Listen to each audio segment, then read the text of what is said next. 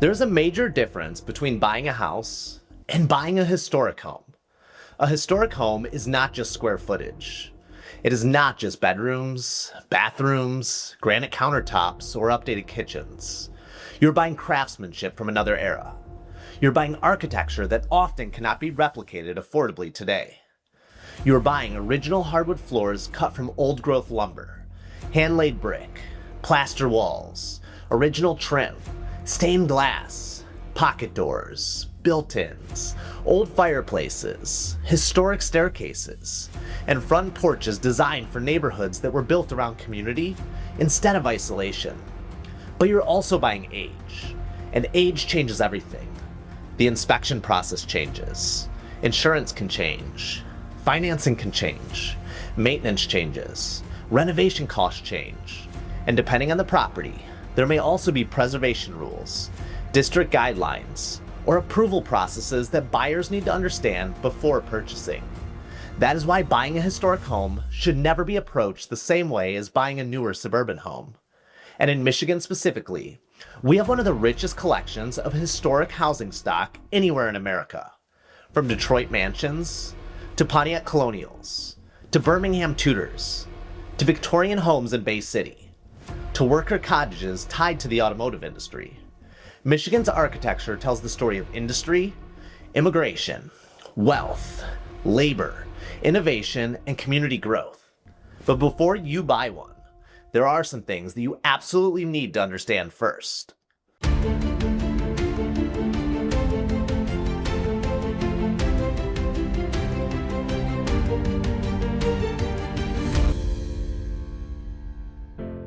One of the biggest misconceptions that buyers have is assuming that every old house is officially historic, and that is simply not true. A home can simply be old, without having any official historic designation whatsoever. And understanding the difference matters, because different types of historic recognition come with different implications. Generally speaking, there are a few categories that buyers should understand. First, you have homes that are simply older homes. Maybe they were built in the 1890s, 1920s, 1940s, or even the 1950s. They may have beautiful architectural details and historic character, but they are not officially designated. Second, you have homes listed on the National Register of Historic Places. This is a federal recognition program that identifies historically significant buildings, structures, sites, and districts. But this is important. Being listed on the National Register does not automatically mean a homeowner cannot make changes to their property. And that is a huge misunderstanding that people have. In many cases, National Register status alone is primarily honorary unless federal funding, federal permits, or preservation tax incentives are involved. Third, you have contributing properties inside a historic district. This means the home contributes to the overall historic significance of the neighborhood or the district. And fourth, you have local historic districts. This is where buyers really need to pay attention. Local historic districts are typically regulated at the city or municipal level, and these districts often have review processes for exterior changes to properties. So before buying a historic home, you should always ask, is this house simply old, individually designated, contributing to a district, or located inside a local historic district? Because those are very different situations. This is the part that scares some buyers, but honestly, it should not.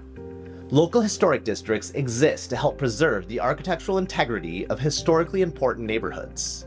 That means certain exterior modifications may require review or approval before work begins, usually through something called a Certificate of Appropriateness, often called a COA.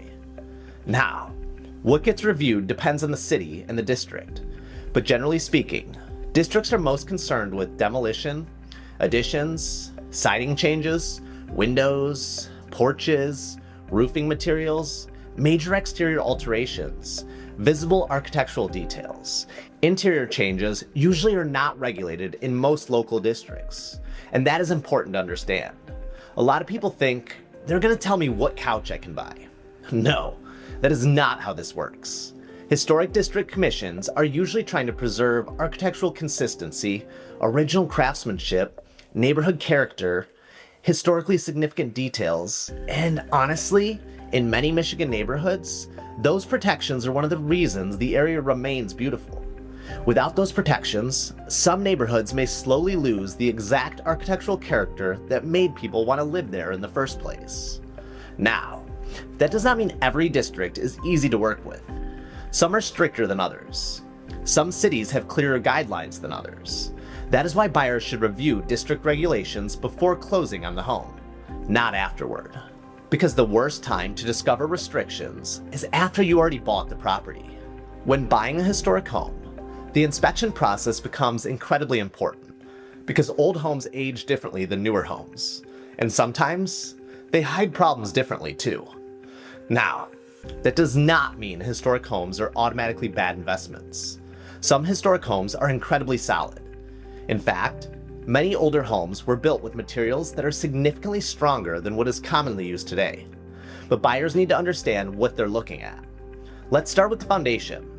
Many Michigan historic homes have stone foundations, brick foundations, early concrete foundations, and some movement over 100+ years is normal. The key is understanding what is normal settling and what is structural failure.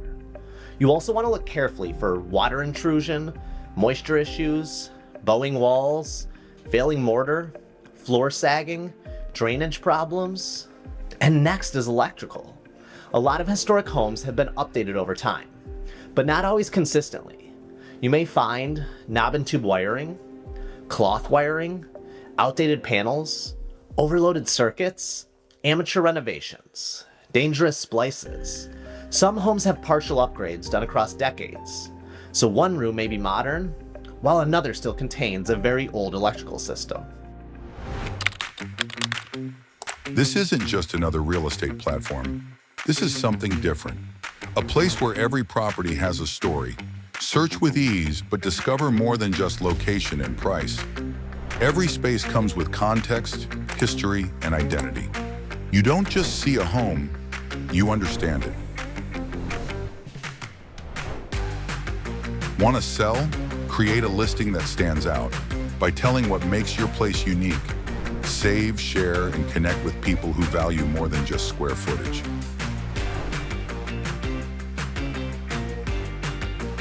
We don't just sell homes, we take care of preserving and telling their story.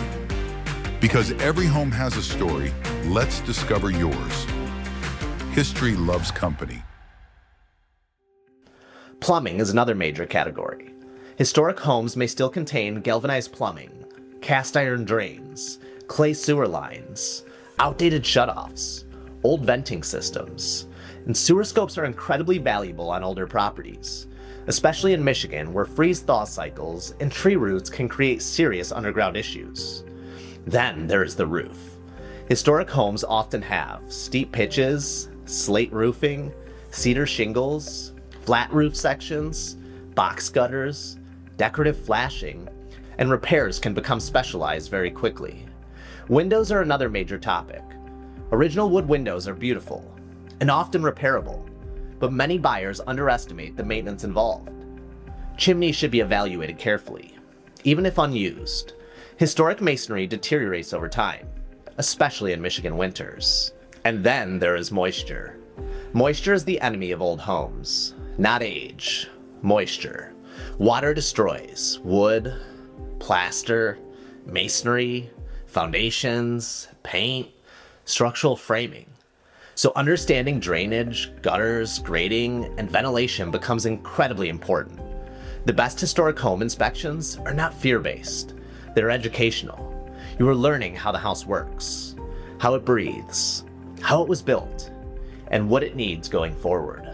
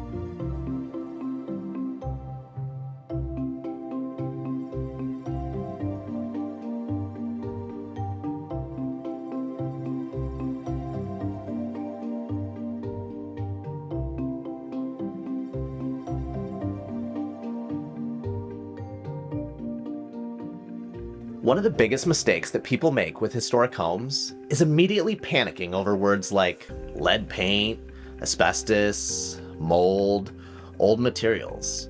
And while those things absolutely should be taken seriously, buyers also need to understand them realistically.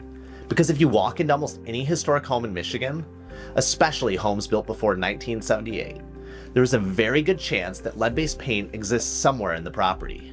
That does not automatically make the home unsafe.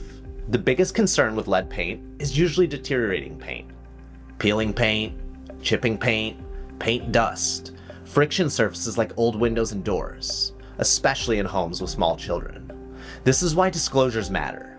This is why inspections matter. And this is why buyers should understand what they are purchasing before starting renovations. The same goes for asbestos. Asbestos was commonly used in many building materials throughout the early and mid 20th century because it was durable, fire resistant, inexpensive, and insulating. You may find asbestos in old floor tiles, pipe insulation, duct wrap, or adhesives. Sometimes it can also be found in siding, ceiling materials, and boiler insulation. Now here's the important part. The existence of asbestos alone is not automatically dangerous. Many asbestos-containing materials are considered low risk if they remain undisturbed and in stable condition.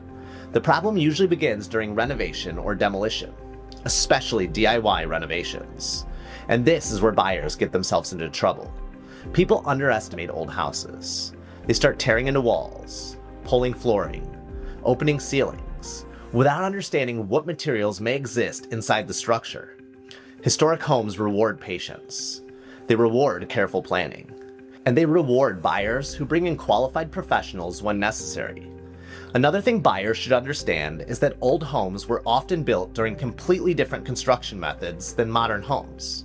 Historic homes may contain true plaster walls, solid dimensional lumber, balloon framing, lime mortar, old-growth wood, handmade masonry, original millwork. These materials behave differently, and in many cases, they're actually superior to modern materials in certain ways. But repairs often require contractors who understand older construction techniques. Not every contractor specializes in old homes. And honestly, some contractors can do more harm than good when working on historic properties, especially when shortcuts are taken. One of the best things a buyer can do before purchasing a historic home is build a network of preservation-minded contractors and inspectors familiar with old houses, such as masons, electricians, plumbers, window restoration specialists, roofing specialists, and preservation professionals, because the right team makes a massive difference. Historic homes are not disposable structures. They are systems, and understanding those systems is one of the keys to preserving them properly. Another thing buyers often do not think about until very late in the process is insurance and financing, and historic homes can absolutely complicate both. Let's start with insurance. Older homes sometimes cost significantly more to insure than newer homes, and there are a few reasons for that. First, replacement cost. Historic homes often contain custom woodwork, plaster, stained glass, slate roofing, specialty masonry, detailed millwork, and unique architectural features. If those elements are damaged, they are often expensive to repair properly. Insurance companies know that. Second, older systems can create additional underwriting concerns. Insurance carriers may pay close attention to electrical systems, plumbing updates, roof age, knob and tube wiring, outdated furnaces, old water heaters, and foundation conditions. Some carriers may even decline coverage on certain properties unless updates are completed. This is why buyers should start insurance conversations early, not the day before closing. Now let's talk financing. Historic homes can sometimes create appraisal challenges, especially highly unique homes, because appraisers rely heavily on comparable sales, and truly historic homes are not always easy to compare against typical nearby properties. For example, a restored 1920s Tudor with original craftsmanship may not compare well against standard renovated suburban homes nearby. Sometimes, the emotional and architectural value exceeds what standard appraisal models fully capture. There can also be financing issues if the property has deferred maintenance, peeling paint, structural concerns, old mechanical systems, safety hazards, or major rehabilitation needs. Certain loan types can become stricter with older homes, especially government-backed loans. Now, there are also financing products specifically designed for rehabilitation projects. Things like renovation loans, rehab financing, historic preservation incentive programs.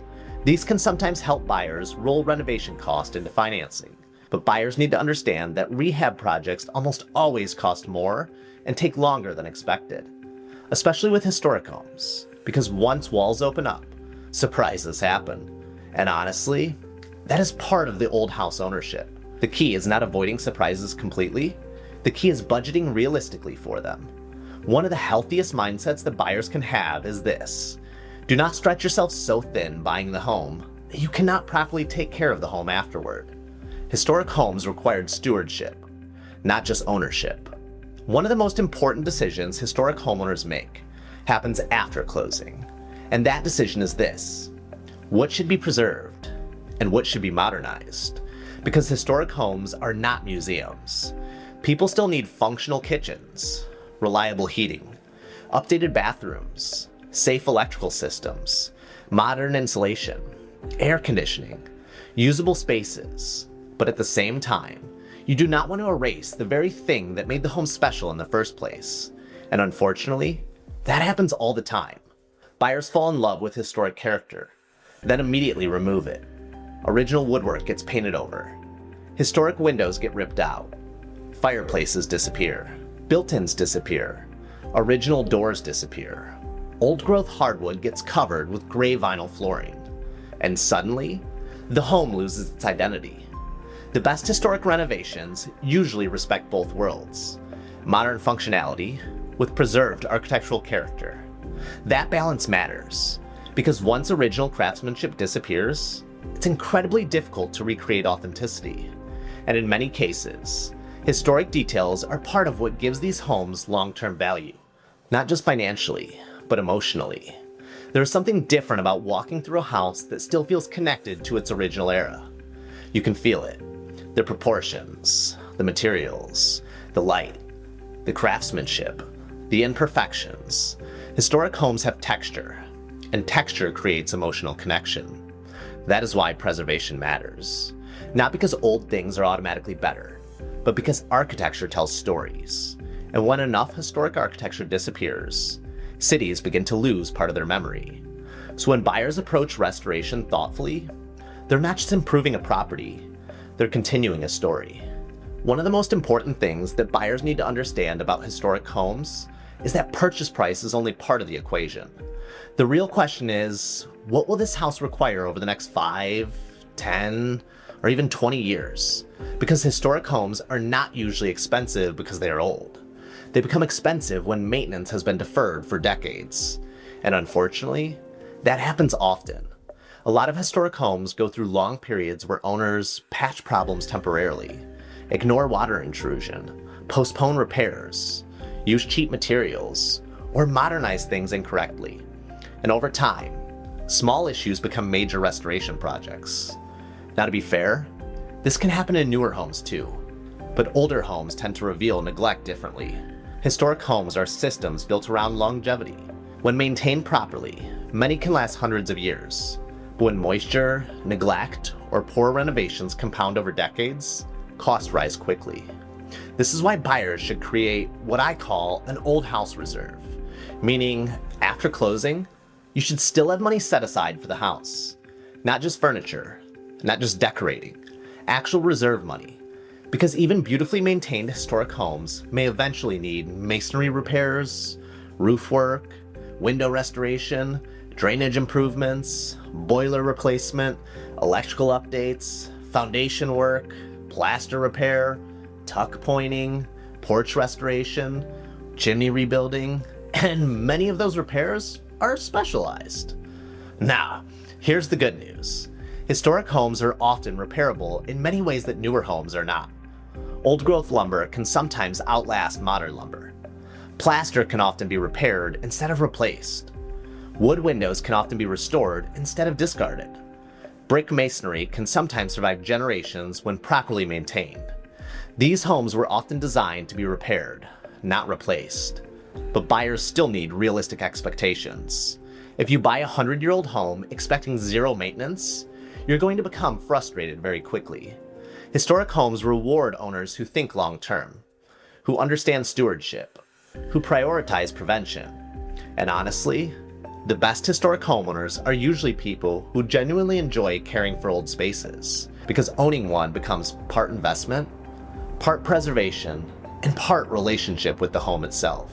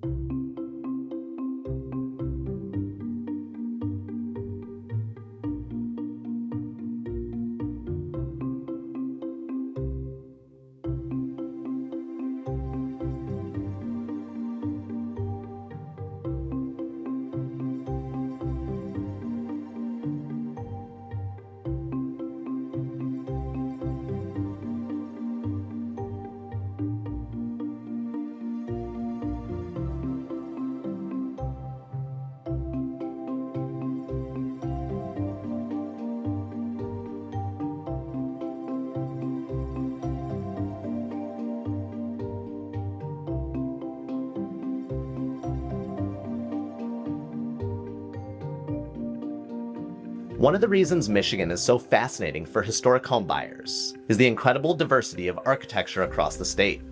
Different cities developed during different economic periods, which means the architecture changes dramatically depending on where you are. In Detroit, you'll find some of the most significant residential architecture anywhere in America. Neighborhoods like Boston-Edison, Indian Village, Palmer Woods, Brush Park, West Village, Corktown contain extraordinary homes tied to the rise of the automotive industry and Detroit's explosive early 20th century growth. You'll see Tudors, Colonials, Craftsman homes, Art Deco influences, Victorian architecture, mid-century modern homes, and massive estate properties. Detroit's historic housing stock is incredibly important architecturally. Then you have Pontiac. Pontiac has one of the most underrated collections of historic neighborhoods in Michigan. Areas like Franklin Boulevard, Seminole Hills, Fairgrove, Ottawa Hills contain beautiful homes with remarkable craftsmanship.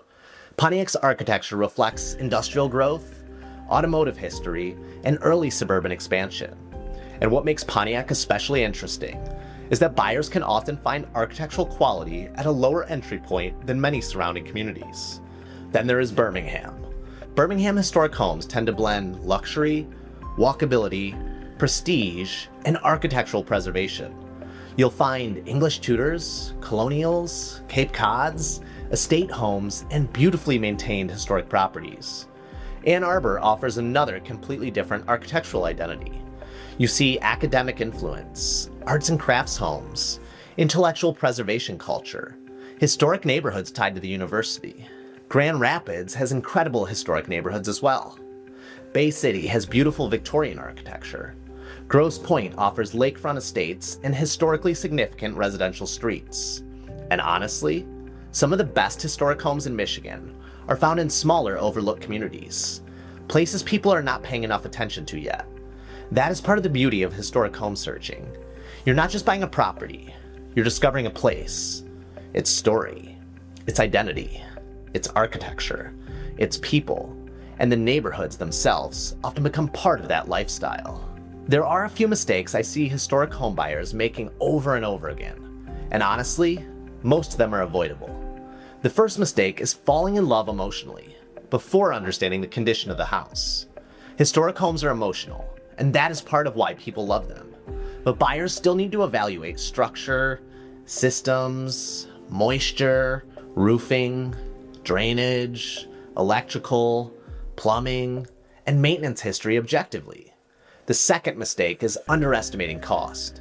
People watch renovation shows online and think historic restorations happen quickly and cheaply. They usually do not, especially if you want quality work. The third mistake is hiring contractors who do not understand historic homes. This is a huge one. Old houses are different. Historic windows behave differently. Plaster behaves differently. Masonry behaves differently. Old growth wood behaves differently, and inexperienced renovations can permanently damage architectural integrity. The fourth mistake is removing too much character. This happens constantly. People buy a historic home because it feels unique, and then strip away everything that made it unique. The fifth mistake is ignoring drainage and water management. Again, water is the enemy of historic homes, not age. Poor drainage destroys foundations, masonry, framing, and finishes over time. Another mistake is over-improving beyond neighborhood value. Buyers should always understand resale realities too. You can absolutely overinvest in restoration depending on the area and comparable sales. And finally, many buyers underestimate the emotional side of restoration. Historic homes require patience. Projects take time. Unexpected repairs happen. Supply issues happen. Permits happen. Historic district reviews happen. And sometimes, restoration becomes a long-term process instead of a quick project. The buyers who thrive with historic homes are usually the ones who embrace the process instead of fighting it. So, should you buy a historic home? Honestly, that depends on what kind of homeowner you want to be. If you want perfectly level floors, maintenance-free living, identical finishes, modern layouts, and predictable systems everywhere, a historic home may frustrate you. But if you value craftsmanship, architecture, character, walkable neighborhoods, original details, storytelling, and emotional connections to place, then historic homes can be incredibly rewarding. Because there is something different about living inside a space that has survived generations. You feel connected to the history, connected to the city, connected to the people who lived there before you. Historic homes often create emotional attachment in ways that newer homes simply do not. And in many Michigan cities, these homes are part of preserving the identity of entire neighborhoods. That matters, especially today, because once enough historic buildings disappear, cities begin losing the physical memory of who they were. And that is why preservation matters. Not because every old building must be frozen in time, but because architecture tells the story of people, of industry, of immigration, of growth, of decline, of resilience. And in Michigan, few places tell those stories better than our historic homes. If you are considering buying a historic home in Michigan, take your time, ask questions, research the neighborhood, understand the designation status, get the right inspections, build the right contractor network, and most importantly, understand that buying a historic home is different than buying a standard property. You are not just buying real estate, you are becoming the next steward of a piece of history. And when done thoughtfully, it can be one of the most rewarding homeownership experiences possible. I'm Chris Hubble with History Loves Company and at Properties Christie's International Real Estate. If you're thinking about buying or selling a historic home anywhere in Michigan, feel free to reach out. And if you enjoy architecture, preservation, Detroit history, Michigan history, and historic neighborhoods, make sure to subscribe because every home has a story and we're just getting started.